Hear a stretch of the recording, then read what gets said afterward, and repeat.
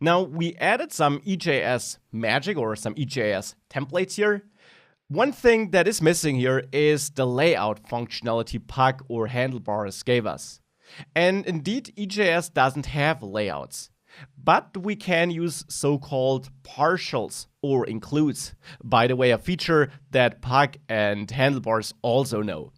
The idea here is that you have some code blocks which you reuse in different parts of your templates, and you can therefore just share them across your templates. So it's a bit like the opposite of a layout. Instead of having one master layout where you put your individual view parts into it, you have a couple of separated shared view parts which you can merge into the views you're creating. And for that, I'll create a new subfolder in the views folder, which I call includes. And that name is up to you. There, I will create a couple of shared files or shared code blocks. And which code do we share across all our views? Well, we certainly share this part here, where we have like the beginning of the HTML document, including the title, including the main CSS even. And then we share the body of each document. So we also can outsource that, even though it's not that much code right now. But that might change if we have a common script we import everywhere. We also share the navigation. So there are three include files I want to create here. Head EJS for the start of the document, end EJS, and of course you can name these files however you want, and navigation EJS. And now I will just go to the 404 EJS file, grab the beginning of the page, everything that is shared, cut that out of here, and move it into my head EJS file. Now I just need to import this, and this can be imported into the 404 EJS file by adding our EJS syntax, now with a minus, and you use that if you want to output unescaped HTML code. That, by the way, means that by default, if you have this syntax with the equal sign, and you would render some variable that holds a string that holds HTML code, it would not render that HTML code, but render it as text to avoid cross-site scripting attacks. With a minus, you can avoid this and really render the HTML code.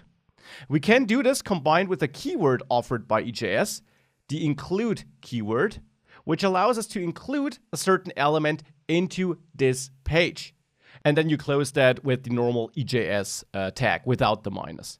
Now here in include, you simply add a string which holds the path to the file you want to include. And you have to enter this path as it's seen from the file you're in. So the 404 EJS file is in the views folder. So the file we want to include is in a subfolder. So we just have includes and then head EJS. And this will now take the HTML code in here. And as I mentioned, then also render it here. Let me save that. And let's go to some route that doesn't exist. And we still have a valid document here, as we can prove if we open the page source. So this all works. Now we're using an include. By the way, if you use an equal sign here, you see now it gets rendered as text. And that is what I meant. This is escaping the values, so it's not rendering it. So if you had some script tag or anything fishy in there, it would not render it. It would just display it as text and therefore protect you. But if you know what you're doing, like we do here, because we wrote the code we're including, we can and we should, of course, include it as HTML. So this is now using an include, and we can now also use it for the navigation. So let's take all that navigation code here, put it into the navigation EJS file. And in there, we'll also have to manage the active link again. I'll come back to that in a second. For now, let's just go back to 404 EJS. And here again, I will just includes navigation EJS and close that. And last but not least, the end of the document is also shared, even though it's very short. Let's move that closing body and HTML tag into end EJS. And let's share this too. So here at the very end, I will have includes and EJS, like this. Now with all that out of the way, I can still load this page just fine and it works. Now let's also implement this, and this is of course a great practice for you too, so feel free to pause the video. Let's also implement this for the other two templates we have. Were you successful? Let's try it for add product EJS. There, we also want to take our common code here out, so the start of the document, not the two links, which are exclusive to this page here though, so which we really only need there. But instead of the other part, we can now include our includes folder and there head EJS to bring back that start of the document here. In add product, we obviously need to replace more, like the header. So there we also should use include and then go to the includes folder, navigation, close that, and close the tag. And also the same for the end of the document, since we did that before. Include, go to includes, and then here, includes, and then there we have end EJS. So now we got this in there too. But of course, one problem we face if we reload this page is that our active class is gone here.